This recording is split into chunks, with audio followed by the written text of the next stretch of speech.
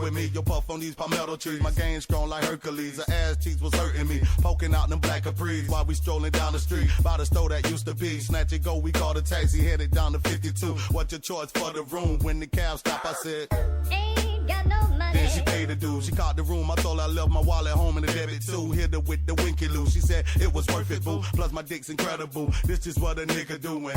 Ain't got no money. Ain't got no money. All she heard was this. Ain't got no money. And guess what else? Ain't got no fancy Man, all she car. heard was Ain't got no money. Ain't got no money. Man, all she heard was this. Ain't got no money. And guess what else, bitch? Ain't got no fancy car. Now I'm in the club, seen this girl thick as fuck with a cup. She put it down, I picked it up. Yup, I drunk a liquor up. Looked across the bar, and I seen what I was looking for. I took a broad so fine, I probably even lick it up. Listen, ma, this your boy Lazy out for Carolina. Wouldn't mind spending time putting something in your mind, or maybe I could take that time to take that crook up out your spine. She asked me for a glass of wine, hit her with my favorite line. Ain't got no money. She said, what? I don't speak rewind, but you so fine. I'ma say this one more time. Ain't got no money. And guess what else? Ain't got no fancy car. She said that's alright, she puts a jag and tipsy off the drink she had. And she really need my help to make it back to the pad. We had the light off in a jag, she put her head up in my lap. Made your boy feel relaxed, this is how a nigga act when Ain't got no money. Ain't got no money. And all she heard was this. Ain't got no money. And guess what else? Ain't got no fancy car. Yeah. Ain't got no money. Ain't got no money. And all she heard was Ain't got no money. And guess what else? Ain't got no fancy car. Now I'm at the car show, seen this model taking pictures on the Volvo, sipping Hypno out the bottle. My games in this full of straws.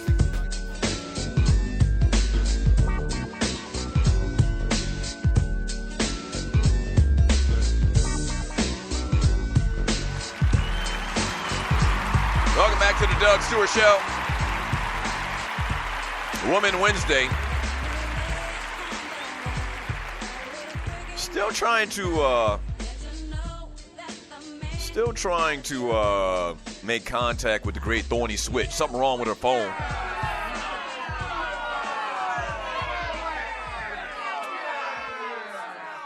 And you're listening to the Doug Stewart Show. I guess she maybe got a new phone or something, a new phone number, but we haven't been able to reach her thus far. But I'm going to send one more text. I think sent like 6, 7, 8, 9 texts, and she hadn't responded to one.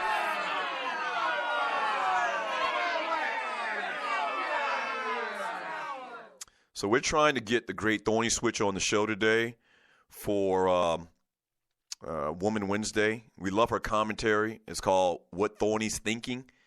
And so we'll try to make that happen. I mean, we're doing our best. I don't want it to be said that we forgot to have Thorny on the show on Woman Wednesday, or we're neglecting women's issues. I don't want that to be said at all. This is the day that the Lord has made. Today is Woman Wednesday.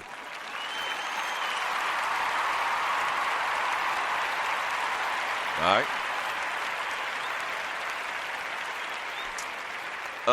Speaking of Woman Wednesday, man, incredible story. I mean, I would say incredible story from the WNBA. Candace Wiggins. Candace Wiggins called her experience playing in the WNBA toxic, and a major reason why the former number 3 overall pick says she abruptly retired at the age of 29 last year. In an interview with the San Diego Union Tribune published Monday, Wiggins called the culture in the league very, very harmful and says she was targeted throughout her 8-year career for being both heterosexual and popular nationally. Let's back up. Let me read that line one more time. She says that she was targeted throughout her 8-year career for being heterosexual. Huh? Here's a quote from her. She says, I wanted to play 2 more seasons of WNBA, but the experience didn't lend itself to my mental state, Wiggins told the newspapers. It was a depressing state in the WNBA. It's not watched. Our value is diminished. It can be quite hard. I didn't like the culture inside the WNBA, and without revealing too much, it was toxic for me. My spirit was being broken. Wiggins said she was treated poorly by a majority of the players in the league from the day she was drafted by the Minnesota Lynx in 2008 after a notable career at Stanford. My being heterosexual and straight and being vocal in my identity as a straight woman was huge, Wiggins told the Union Tribune. I would say, let me stop right here. Let me take a breath before I say this. Candace Wiggins says, I would say 98% of the women in the WNBA are gay women. Whoa, back up. 98%. She played in the league for several years. She says 98% of the women in the WNBA are gay women. It was a conformist type of place. And when she says conformist type place, I guess what she means is, if you didn't conform to the gay lifestyle, the lesbian lifestyle, then, you had to be gay. You had to be a lesbian. If you didn't fit in, you didn't conform to what was going on majority in the league, then you were ostracized. I believe that's what she's saying. Wow. There was a whole different set of rules the other players, could apply. Los Angeles Sparks forward and WNBA Players Association President Nika Ogwumike, I believe that's the way you pronounce the name, it looks like one of them Nigerian names, said in a statement that the allegations should be taken seriously. Whether one agrees or disagrees with the comments made recently by a former player or whether one has seen or experienced anything like that, in which she described, anything that impacts an inclusive culture should be taken seriously. Ogwumike said, people were deliberately trying to hurt me all of the time, Wiggins said. I had never been called the B word so many times in my life than I was in my rookie season. I'd never been thrown to the ground so much. The message was, we want you to know we don't like you. Wow. Startling accusations from Candace Wiggins. I don't even know how to respond on this, man. You got to be very careful whenever you talk about this type of thing because you'll be labeled as, a gay basher or, you're not politically correct or whatever. So I don't really even know how to respond to that. That's her comments. Those are her comments. And somebody else, one of the former players, said in a statement, quote, a person's orientation is their own and their business. Now, because of your article, it is no longer out of bounds to ask WNBA players about their sexuality. Do they ask any male stars in the NBA about their sexuality? As it is, or is it even a conversation? And that came from one of the players. Her name was Boyette. Miss Boyette wrote, and I don't know her first name. I'm sorry, I'm not that familiar with the WNBA, to be honest with you. You know that. But the person's name, her last name is Boyette, that wrote this basically like a response to Candace Wiggins. I don't know, man. Very interesting. And I've been to one WNBA game in my life, and you're listening to the Doug Stewart Show. I went to one WNBA game my entire life, and clearly the fan base for the WNBA, at least for the Atlanta Dream, the one game that I went to, the one game that I took, I don't even know how I got tickets. I don't remember, but I took my daughter, my baby girl, Kara, because she's an athlete, she runs track and she cheers and all that stuff, and somehow I got these tickets and went to the WNBA game where the Atlanta Dream hosted some team here in Atlanta at Phillips Arena, and the culture is definitely pro-gay. Like a lot of the fan base that was at that game was, you could tell were proponents. I'm trying to say this the best, most politically correct way I can, not to try to offend anybody. Were definitely part of and were okay and agreed with the gay culture. Definitely. I can say that. That's the most I'll say about that. But to hear it put in writing like this and to hear it put into words, man, is incredible. And I don't know, Miss Boyette made the comments that, now you kind of like open Pandora's box, and you're listening to the Doug Stewart Show. You kind of open Pandora's box because, a lot of people across this country, a lot of sports fans, they may think a lot of these things, but were never validated and never corroborated. And now with this statement, and Candace Wiggins, by the way, for the record, Candace Wiggins is writing a book. So I don't know how much of this stuff is actually embellished to a degree, maybe possibly. I don't know. Just to help her sell books, I have no clue at all.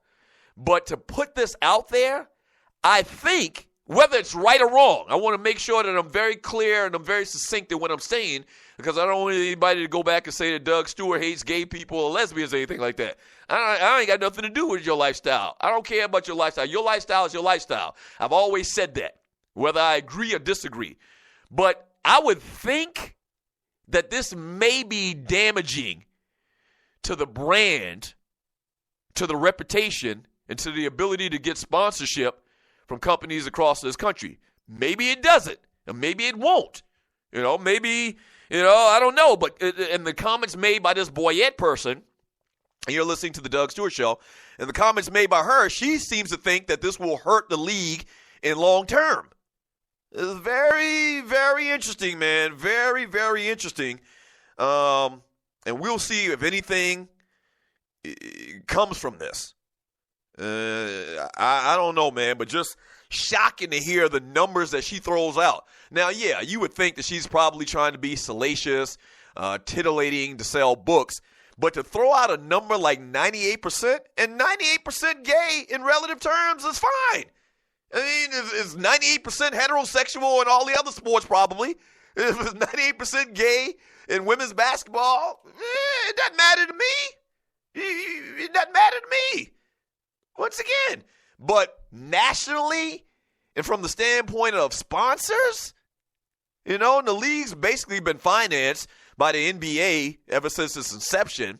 And to hear this, whether it sends a good message, a bad message, the wrong message, or whatever message it may be, it's just very interesting to hear these comments by Candace Wiggins. What are your thoughts? Wow.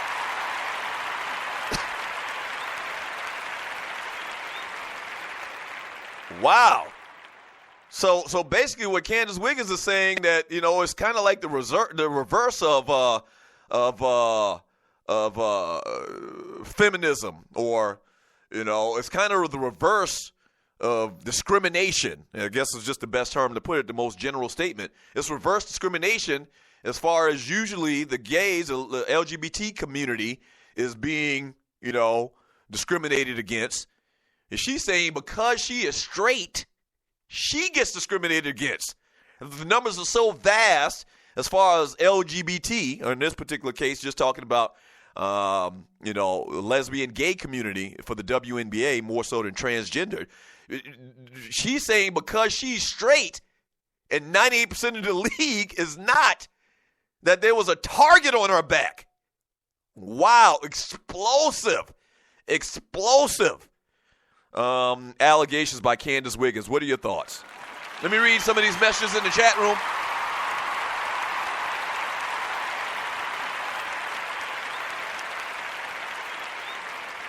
From Andre Elam in the chat room, he says, man, Holtzclaw, arguably the best female college basketball player of all time, shot at her side piece. What? I'm getting past it. Damn, we got a civil war going on in the WNBA. Shaking my head. This is crazy. Man, I read that story. I was like, what? Wow. From Leonard, what you sippin'? I don't think that sex appeal is the main reason for lack of success. No, I don't think that. And a lot of people have asserted that the league would do better if they had sexier players or whatever, or they wore more revealing clothes or anything like that. No, I don't think that. I mean, that's very callous. I don't think that's the case. And a lot of people would think men would think that way, but nah. The reason I don't like the WNBA and I don't like women's basketball because it's not interesting. It's not exciting. And not that it's not a good brand of basketball.